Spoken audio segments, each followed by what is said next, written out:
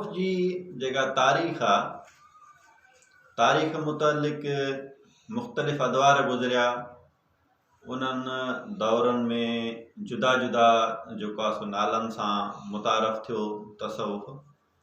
सो पहिरियों ई त जेको आहे सो जेके लिखतूं आहिनि उन्हनि मुताबिक़ चंद ॻाल्हियूं अर्ज़ु कयूं था। ऐं उन खां पोइ मां पंहिंजो जेको मुंहिंजो हिकिड़ो मुतालियो आहे, मुंहिंजो पंहिंजो रायो आहे, मां उन राय खे पेश कंदुमि। पोइ मुंहिंजे राय सां मुतफ़िक़ हुजणु ज़रूरी न आहे। पोइ पहिरीं इहो त 300 साल क़बल तक़रीबन इस्लाम खां 300 साल पहिरीं जेके यूनानी फ़लसफ़ी हुया त उन्हनि में बि जेको आहे वेटा वायरस जेको आहे उहो बि सूफ़ी हुयो। उनजो नज़रियो बि तसव्वुफ़ वारो हुयो, वहदतुल वजूद वारो नज़रियो हुयो।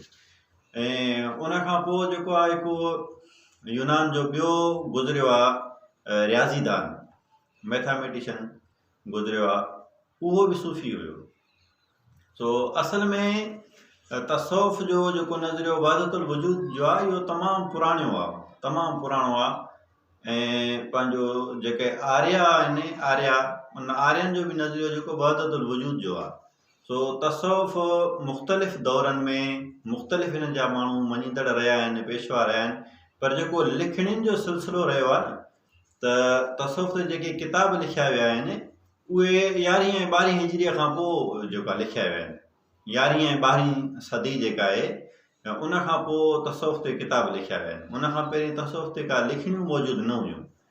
तसव्वुफ़ जो जेकॾहिं अञा ॾिठो वञे त उन खां पहिरीं यानी 11 ऐं 12 सदीअ खां पहिरीं बि सूफ़ी रहिया आहिनि, उन्हनि जूं लिखणियूं मौजूदु न आहिनि।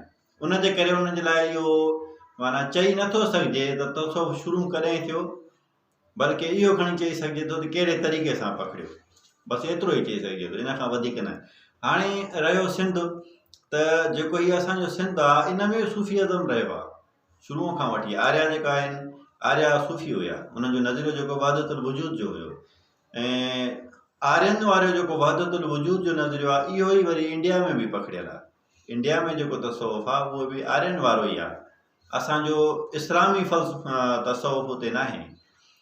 उन खां पोइ हज़रत दादा गंज बख्श अली हज़वेरी रहमतुल्लाह अलैह जन जेको पंहिंजो किताबु लिखियो कशफुल महजूब, उन कशफुल महजूब जे अंदरि पाण लिखनि था त जेको सूफ़ी लफ़्ज़ आहे उहो 5 तरीक़नि सां पंहिंजो अख़ज़ थिए थो। उन मां 5 इशारा मिलनि था त इन जे करे उन्हनि खे सूफ़ी सॾियो थो वञे। पाण फरमाइनि था त सूफ़ी मां मुराद साफ़ु करणु, दिलि खे साफ़ु करणु, इन जे करे बि उनखे सूफ़ी सॾियो थो वञे। ऐं जंहिंजो बाब आहे तसव्वुफ़ या तफ़ाउल जो बाब आहे, जंहिंजी माना निकिरे थी वञी करे साफ़ु करणु। वरी उन खां पोइ जो ॿियो फरमाइनि था त हिकु शेड हुयो, हिकिड़ो पंहिंजो ईअं सम्झो त हिकिड़ी बैठक हुई, हिकिड़े प्लेस जो नालो, हिकु जॻह जो नालो, का जॻह हुई जंहिं जॻह जे हेठां वेही करे इहे सूफ़ी हज़रात पंहिंजो जेको उन्हनि जो लिटरेचर हुयो उहो बयानु कंदा, वेही दर्स तदरीस जो सिलसिलो हलंदो। उन जॻह जे नाले सां बि जेको आहे सो मनसूब थिए थो, त उन जे करे बि सूफ़ी सॾियो थो वञे उन्हनि खे। ऐं उन खां पोइ जेको घणो मशहूरु आहे त उहो आहे सौफ़ जो लिबास। सौफ़ जो लिबास, हाणे सौफ़ जे लिबास जे करे बि सूफ़ी सॾिया था वञनि, ओनी लिबास। हाणे जेके पंहिंजो ईसाई हुया सूफ़ी, ऐं इस्लाम खां पहिरीं ईसाई सूफ़ी, या हज़रत गौतम बुद्ध हुयो उहो बि सूफ़ी हुयो, उहो बि जेको आहे अॼु खां तक़रीबन 2500 साल पहिरीं रहिया आहिनि। इस्लाम खां पहिरीं इन्हनि तसव्वुफ़ ते तमामु घणो कमु कयो, सूफ़ी नज़रियो उन्हनि वटि हुयो, इहो ई हुयो। हाणे जेको सौफ़ जो लिबास सॾियो थो वञे त ईसाइनि जो जेके राहिब हूंदा, तारीख़ दुनिया जेके थी वेंदा, उन्हनि जो चवणु हो त जेको फिज़िकली इंट्रस्ट वठणु आहे कंहिं बि शइ में, इहो दुनिया जी तरफ़ इंसान खे घेले वेंदो आहे। पोइ जेके राहिब हुया उन्हनि जो नज़रियो इहो हुयो त तव्हां उन जी शुरूआति जेका आहे पंहिंजो मज़े जी शुरूआति जेका आहे, ज़माने में इंट्रस्ट वठण जी शुरूआति जेका आहे उहा लिबास खां शुरू थी थिए। तंहिंजे करे पहिरीं लिबास खे तरक़ कयो, पोइ उन्हनि हिन लिबास खे जेको आहे सो तरक़ करे उन्हनि हिकिड़ो ओनी लिबास पहिरणु शुरू कयो त हुननि जी जेका पंहिंजो लज़त जी ख़्वाहिश जी जेका शुरूआत आहे उन शुरूआत खे ई ख़तमु करे छॾियो। उन हवाले सां बि हिनखे सूफ़ी सॾियो थो वञे, यानी सौफ़ जो लिबास पाईंदड़, ओनी लिबास पाईंदड़। उन खां पोइ जेको लफ़्ज़ सूफ़ी इस्तेमालु थियो आहे उहो 760 हिजरीअ में हिकिड़ो जर्मन शख़्स हुयो, 760 ईस्वीअ में जर्मन शख़्स हुयो हिकिड़ो, पोइ उन जेको आहे सो सूफ़ी लफ़्ज़ इस्तेमालु कयो। उन खां पहिरियों सूफ़ी लफ़्ज़ इस्तेमालु न थियो। वरी कंहिंजो चवणु ईअं आहे त ईरान में जेकी पंहिंजो आया सूफ़िया ख़ानदान, जन अची करे जेको आहे सो सफ़वी ख़ानदान जंहिं अची करे उतां जे उन हुमायूं बादशाह खां मदद वठण लाइ आया, पोइ ईरान मां जेको उन्हनि जो नज़रियो हुयो उहो तसव्वुफ़ वारो उन्हनि जे हिन सफ़वी ख़ानदान जे करे मनसूब आहे, उन्हनि जे करे सूफ़ी सॾियो थो वञे। उहो ज़रतश्त जेके आहिनि उन्हनि जो मज़हब बि सूफ़ी आहे। लेकिन ॻाल्हि इहा आहे त सूफ़ी जो जेको नज़रियो आहे उहो मुख़्तलिफ़ इलाइक़नि में वञी करे मुख़्तलिफ़ हिकिड़ी उन्हनि जी इज़ारी रही आहे। जेकॾहिं ईरान में आयो त उनजो वरी उतां जो माहौल जे हिसाब सां, लिबास जे हिसाब सां, रहणी कहणी जे हिसाब सां उन्हनि जो हिकिड़ो जुदा तरीक़ो रहियो। वरी जेको ईअं पंहिंजो इंडिया में आयो त इंडिया में वरी जुदा तरीक़े सां उहो हिकिड़ो मंज़र आम ते आयो। वरी जेकॾहिं यूनान में ज़ाहिर थियो त वरी कंहिं जुदा तरीक़े सां, अहिड़े तरीक़े सां वरी कोनिया में हज़रत मौलाना जलालुद्दीन रूमी रहमतुल्लाह अलैह जन जे वसीले सां जेको तसव्वुफ़ ज़ाहिर थियो रक़्स जी सूरत में, त उनजो वरी हिकिड़ो अंदाज़ जुदा आहे। यानी जेके सूफ़ी जन जन इलाइक़नि में आहिनि उन्हनि जी उन माहौल जे हिसाब सां हिकिड़ी ज़ारी आहे।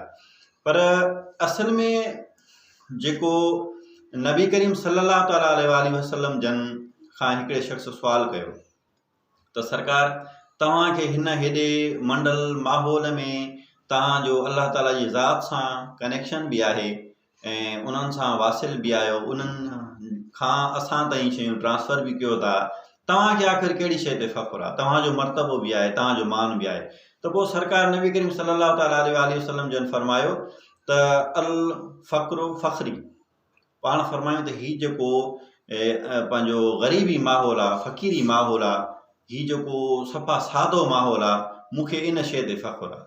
हालांकि उहे ख़ातमुन नबिय्यीन बि आहिनि, सभिनी अंबिया जा इमाम बि आहिनि, इमामुल अंबिया बि आहिनि, इन ॻाल्हि ते बि पाण फ़ख़्रु ज़ाहिर न कयूं, कंहिं बि ॿिए जेको आहे पहलू सां पंहिंजो फ़ख़्रु ज़ाहिर न कयूं। पाण फरमायूं त मूंखे जेको फ़ख़्रु आहे हिन फ़क़ीरीअ ते आहे।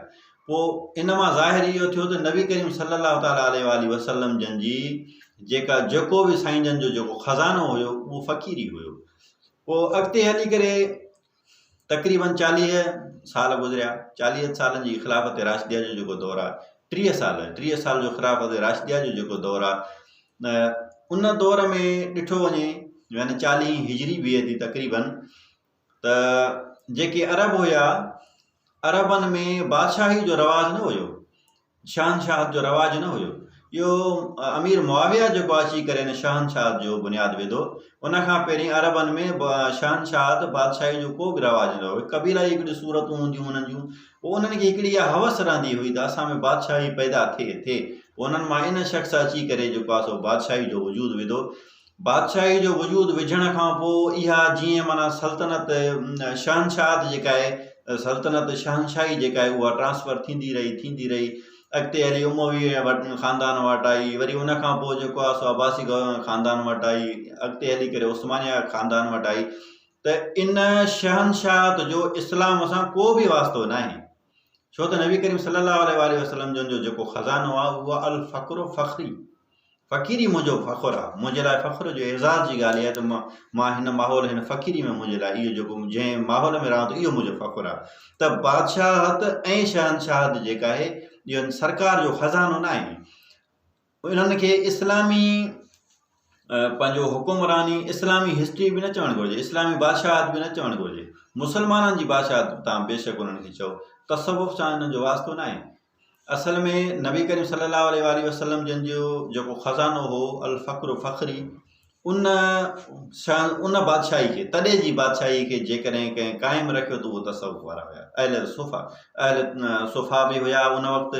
उन खां पोइ अॻिते हली करे जेको आहे सो वक़्तन फ़वक़्तन हज़रत जुनैद बग़दादी रहमतुल्लाह अलैह हिन, उन खां पोइ उन्हनि खां अॻिते पोइते हज़रत हसन बसरी रहमतुल्लाह अलैह, ही सभु जेके हुया इहे फ़क़ीरीअ जा जानशीन थींदा आया आहिनि, तसव्वुफ़ जा जानशीन इहे थींदा आया आहिनि।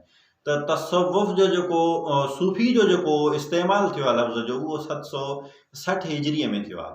उन खां पहिरीं इहो लफ़्ज़ इस्तेमालु न थियो आहे। उन खां पहिरीं मुख़्तलिफ़ रहिया आहिनि, जीअं हाणे ईरान आहे, ईरान में जीअं सफ़वी ख़ानदान आयो त उते जेको आहे सूफ़ीअ खे आरिफ़ सॾियो वियो आहे ऐं तसव्वुफ़ खे जेको आहे मार्फत सॾियो वियो आहे। मुख़्तलिफ़ नाला रहिया आहिनि उन्हनि जा। ऐं असांजे हिन हिंद सिंध में जेको आहे सो चिश्ती ख़ानदान, सोहरवर्दी ख़ानदान, उन्हनि अची तसव्वुफ़ खे पखेड़ियो आहे। त 760 जेको आहे हिजरी, उन खां पोइ जेको आहे सो पंहिंजो हिन तसव्वुफ़ जे लफ़्ज़ खे मुतारफ़ करायो वियो। ऐं बाक़ी जेको ॾिसूं था त तसव्वुफ़ जो जेको पंहिंजो नज़रियो आहे, इहो हज़रत आदम अलैहिस्सलाम खां वठी हलंदो रहियो आहे। हाणे हिते मुंहिंजी हिकिड़ी पंहिंजी राय आहे त जॾहिं हज़रत आदम अलैहिस्सलाम खे अलाह ताला पैदा फ़रमायो, उन जे अंदरि उन पंहिंजे रूह खे ट्रांसफ़र फ़रमायो, त उन महिल उनखे पाण खां जुदा बि कयो। छो त अलाह ताला जो ऐलान हुयो त इन्नी जाइलुन फिल अर्दि ख़लीफ़तन, त मां जेको आहे सो हिकिड़ो आदम खे पैदा थो कयां जंहिंखे दुनिया में पंहिंजो ख़लीफ़ो नाइब थो पैदा कयां, नाइब करे मोकिलींदुमि। इहा शइ अॻ में तय थियल हुई। पोइ अलाह ताला आदम अलैहिस्सलाम खे पैदा करे जंहिं महिल पाण खां जुदा कयो, जुदा करणु, इहो जेको फ़िराक जो विच जो प्रोसेस आयो, इन प्रोसेस खे ख़तमु करणु, वासिल थियणु, उहा जुदाई खे ख़तमु थियणु, इन जो नालो तसव्वुफ़ आहे। इहो मुंहिंजो हिकिड़ो नज़रियो आहे। त मां पंहिंजो मुताले मंझां थो ॻाल्हायां, इहो को मुंहिंजो ज़ाती ख़्यालु कोन्हे को, मुताले मंझां मां जेको नतीजो कढियो त हीउ इंसानु जॾहिं अलाह ताला जी बारगाह खां जुदा थियो, फ़िराक आयो, उन फ़िराक खे ख़तमु करण जो उन वक़्त खां वठी ई हिकिड़ो नज़रियो अची वियो, हिकिड़ो मंशूर अची वियो त इंसान खे वरी उन पंहिंजो उहो फ़िराक ख़तमु करिणो आहे। इहो उनखे मंशूर मिली चुको, इन जो नालो तसव्वुफ़ आहे। असां इन खे तसव्वुफ़ था सॾियूं त हीउ रूहानी जेको विछोड़ो आहे, इहो विछाड़ो ख़तमु थिए। हज़रत भिटाई घोट रहमतुल्लाह अलैह जन बि जेके सुर ससोई आहे, सुर मारोई आहे, या उन्हनि में जेकी बि पंहिंजो अशार फ़रमाया आहिनि, जेकी बि नसीहतूं फ़रमाया आहिनि, उन्हनि में सिर्फ़ु इन फ़िराक जो ज़िक्र आहे। उन्हनि मां ॿियो मक़सदु कोई बि न आहे। हीउ विछोड़ो जेको आहे उनखे ख़तमु करणु ऐं पंहिंजे उन असुलु जेको उनजो मस्कन आहे, उनखे यादि रखण जो जेको आहे सो नज़रियो साईं जन भिटाई सरकार बि पेश कयो आहे। ॿियनि बि इन शइ खे ई पेश कयो आहे। त इन मां मालूम थियो त तसव्वुफ़ जो जेको नज़रियो फ़िराक वारो आहे, इहो असुल खां वठी हलियो आहे ऐं अॼु ताईं बि इंसानु ॾिसंदो त उहो साॻियो मौजूदु आहे फ़िराक। ऐं तसव्वुफ़ जेको आहे इहो फितरी आहे, इन जो कंहिं मज़हब सां को वास्तो न आहे त भई कोई मज़हब आहे जेको असांखे तसव्वुफ़ सेखारे थो, ईअं न आहे। मज़हब में ख़ुदि हिकिड़ो चैप्टर तसव्वुफ़ जो ज़रूरु आहे। हर मज़हब में हूंदो, उन्हनि खे असां डिफाइन नथा कयूं। इस्लाम जे हवाले सां बि जेको आहे सो इहो ज़ाहिर थिए थो त हीउ इंसान जो जेको विछोड़े जो प्रोसेस आहे, इन प्रोसेस खे हीउ इंसानु गुज़ारे करे वरी वासिल थींदो, विछोड़ो हिते ख़तमु थींदो, इन जो नालो ई तसव्वुफ़ आहे। सो सूफ़ी लफ़्ज़ नतीजो इहो निकितो अॼु जे हिन बयान मां त 760 खां पोइ 1760 खां पोइ जर्मन जेको हुयो हिकिड़ो लेखिक हुयो, उन सूफ़ी लफ़्ज़ इस्तेमालु कयो। उन खां पहिरीं सूफ़ी जो लफ़्ज़ न हुयो। हाणे सूफ़ीअ खे सौफ़ मां बि वरितो वियो आहे, सूफ़ीअ खे हिकु महल जे हवाले सां बि अख़ज़ कयो वियो आहे, सूफ़ीअ खे सफ़वी ख़ानदान जे हिसाब सां बि वरितो वियो आहे। इहे मुख़्तलिफ़ हिकिड़ा राया आहिनि, लिखणियुनि मां ज़ाहिर थियनि था। इन्हनि जी तारीख़ बि त थोरी थी अचे न, उन खां पहिरीं जी लिखणियूं ई मौजूदु न आहिनि। तंहिंजे करे नथो चई सघिजे त इहो लफ़्ज़ कॾहिं खां कीअं इस्तेमालु थियो। तसव्वुफ़ जो जेको लिखत जे हवाले सां को ख़ज़ानो कोई बि ज़ाहिर नथो थिए। बाक़ी नतीजो इहो ई आहे त जेको तसव्वुफ़ आहे, जॾहिं खां इंसानु पैदा थियो आहे, उन ॾींहं खां वठी तसव्वुफ़ जो फितरी हिकिड़ो जेको आहे पंहिंजो नज़रियो मौजूदु आहे, जेको जेसीं ताईं हीअ दुनिया क़ाइमु आहे तेसीं ताईं इहो रहंदो। जॾहिं हीअ दुनिया ख़तमु थींदी त पोइ त को मक़सदु ई न रहंदो। उन खां पोइ जेको ही फ़ुक़रा आहिनि, इन्हनि जो सीना बसीना सिलसिलो हलियो आहे। तंहिंजे करे हिन जूं लिखणियूं घणियूं मौजूदु न आहिनि। इहो सीना बसीना हुजण जे करे हिक खां ॿिए ताईं सीना बसीना ट्रांसफर थींदो रहियो आहे। हिन जी तरबियत बि जेका रही आहे उहा तारिकी दुनिया जी सूरत में रही आहे। दुनिया खे छॾे करे छॾे करे जेको आहे सो यकसू थियण जो मंसूर आहे, हिकिड़ो नज़रियो आहे। तंहिंजे करे हिन जे अंदरि लिखणियुनि जो वजूद कुझु घटि आहे। दुनिया सां हिन जी दिलचस्पी कुझु घटि रही आहे। हाणे अॼु बि जेके अदीब हज़रात आहिनि, उहे अदीब हज़रात हज़रत भिटाई घोट ते तमामु घणी हुननि रिसर्च कनि था, लेकिन जेको उन्हनि जो असुलु नज़रियो आहे उन ते अमल पैरा न आहिनि। जेकॾहिं अमल पैरा हुजनि त हिननि जो वरी बि शिकतान थोरी घटिजी वेंदी, वरी बि उहा ई ॻाल्हि थी वेंदी, लिखणियूं घटि मौजूदु रहंदियूं। हाणे हीउ हिकिड़ो मुंहिंजो बि ख़्यालु आहे। उन खां पोइ ज़माने जे हवाले सां बि ऐं तारीख़ जे हवाले सां बि चंद ॻाल्हियूं अर्ज़ु कयूंसीं। मुतफ़िक़ हुजणु ज़रूरी न आहे। हर माण्हू जी पंहिंजी हिकिड़ी सोच आहे, पंहिंजो मुतालिबो आहे। अलाह ताला असांखे सुठी सम्झ नसीब फरमाए।